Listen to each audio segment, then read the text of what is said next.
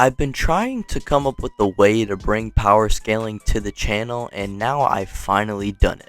Hey guys, what's going on? My name is Tyler, and today I've decided to talk about how powerful is Goku in the Dragon Ball Super manga, and why I think people are just kind of downplaying him, and overall kind of overlooking his power. For one, people who I know power scale Dragon Ball or power scale in general don't really touch the manga, and two, the people who I see really scale the manga are really just either casual people or just people who don't really know what they're talking about and saying stuff like Goku isn't even universal until like the tournament of power, and it's just a lot of cringy stuff that I need to get into.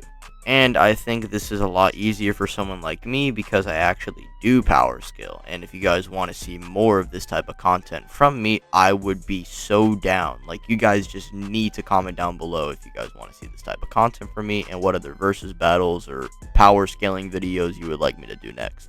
And if you want to help me out even more, be sure to leave a like, subscribe if you are new to the channel, that all helps out, hit the bell icon, and check out my other videos if you'd like. And with that all out of the way, let's talk about the Dragon Ball Super manga scaling for Goku.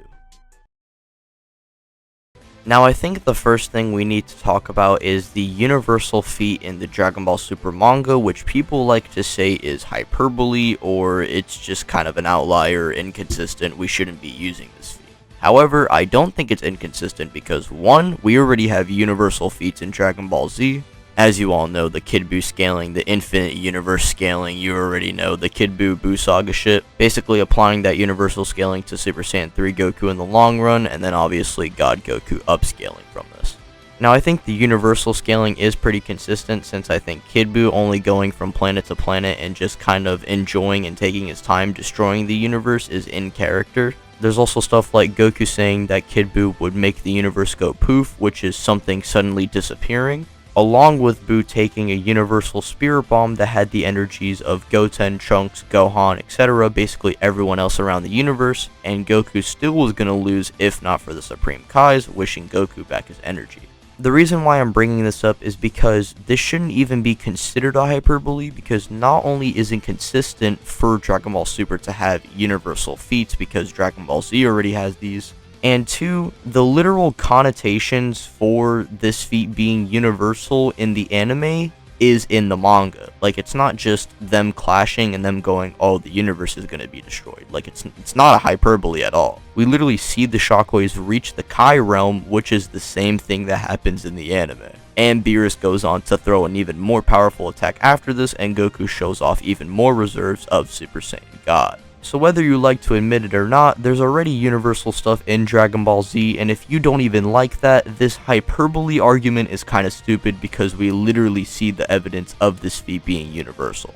And what's crazy is people apply this for the anime, but not the manga. That's fucking crazy. Literally, it's the same feat. And what's even more interesting after this is there's an argument to be made that Goku and Vegeta didn't absorb the God Ki into their base form in the manga. However, regardless, I want to present a feat to you guys. Now, after Battle of Gods, we get to see Goku and Vegeta post-ROF basically training on Whis' planet, and we see that base Goku is pressing Vegeta, and Vegeta and Goku are basically talking shit like, oh, I'm gonna be the strongest and shit, and they're just going at it. Now, yes, this is a spar and they're not trying to kill each other, however, when they're fighting, it doesn't really look like they're like holding back to such a degree too that this would be like an outlier or not a good feat. But Goku is fighting Vegeta, and when he's pressing him in the spar and is about to get an attack off of him, we see Vegeta sweat and would just rely on Super Saiyan Blue to simply blast Goku. I think this was more of like a surprise, so he just kind of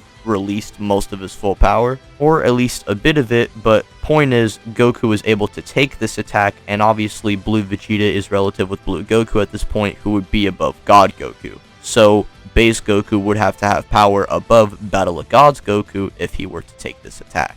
And if you want to say, well, Vegeta is just holding back to such a degree that Goku is not at this level, you'd have to prove that, and I don't think you really could. This feat is showing that base Goku is showing a feat that exceeds Battle of Gods Goku, who's universal, and not to mention there's even contentious evidence for Goku and Vegeta absorbing the power in their base form. So that already can be left up to interpretation, with this feat more so backing up that Goku definitely did absorb the God power. And if he didn't, well, he just got so much stronger that now he could take attacks that are stronger than Battle of Gods Goku. Let's go. So that's my case for base Universal Goku pre-Universe 6 tournament, and now we can move on with his scaling throughout the other arcs, which really doesn't change. For Universe 6, I think the really main impressive thing he does is adapting to Hit's time skip, which is him literally just pre-cogging where he's going to be, which is a really impressive skill feat, and he would also end up overpowering Hit and almost defeating him in the end.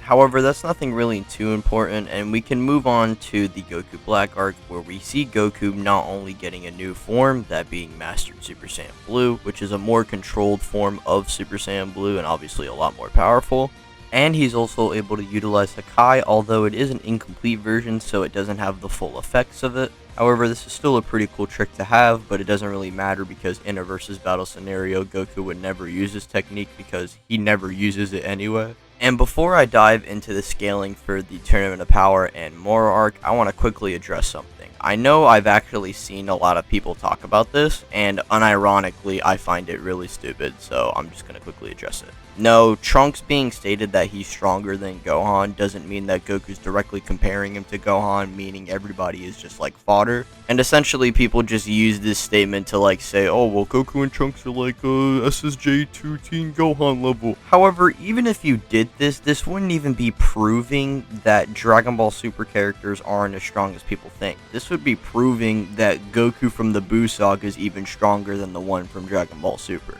Yeah, the one in the Buu Saga is stated to be stronger than Teen Gohan, and if you're trying to imply that Goku's comparing Trunks to Gohan and Super, and Trunks is beating on this Goku, you'd be implying that. However, that's not even what Goku's implying in the first place, and people just like taking the scene out of context just to downplay for no reason.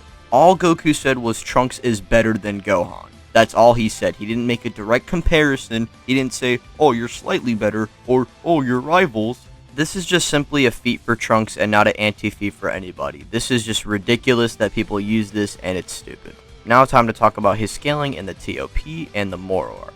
Now after the Zamasu threat, he doesn't really train for a little bit and is a little rusty, not to mention lowers his guard against Toppo, so he's initially kind of down bad. However, when he taps into UI, which Goku initially uses just to dodge Jiren, but we see him by the end game of the TOP being able to make sure Jiren doesn't hit his vital points while also subconsciously dodging, taking minimal damage, and whenever he forces Jiren to actually power up and Goku goes into the silver-haired version of UI, we see him obviously being a lot more powerful in comparison to what he was previously.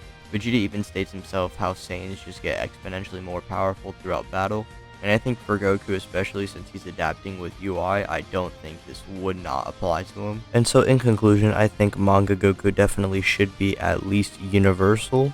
And as for speed, guys, I mean, you can argue infinite speed based off the granola shit being faster than instant teleportation, and there's also, you know, in the Buu Saga, people being able to destroy the universe, which is infinite in size, arguably. However, this video is mainly trying to go over Goku's, like, physical strength, like, in terms of AP, and mainly how hard he can hit things, not really how fast he is, so I'm just going to say he's MFTL to arguably infinite speed. Just to be safe, because I know a lot of people don't really know about that or like talking about power scaling, so I'm just going to keep it safe for that. I'm just mainly getting the point across that Manga Goku definitely should have universal AP, and people need to cut the downplay.